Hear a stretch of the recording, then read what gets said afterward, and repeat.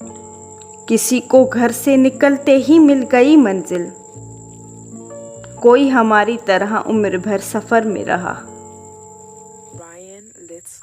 जरा सा खुश क्या हुए, किस्मत को ही बुरा लग गया। अरसा हुआ किसी ने पुकारा नहीं मुझे, शायद किसी को मेरी जरूरत नहीं रही। मेरे अल्फाज ही पर्दा है मेरे चेहरे का, मैं हूं खामोश जहां मुझे वहां से सुन।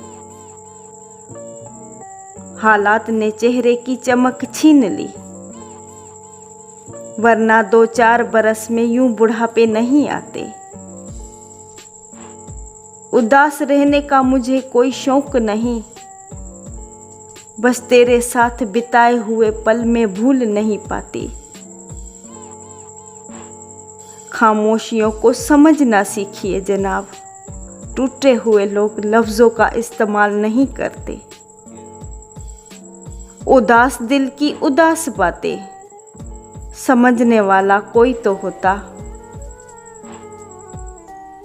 मैं वो लिखते हुए बहुत रोया, तुम जिसे पढ़ के मुस्कुराए हो।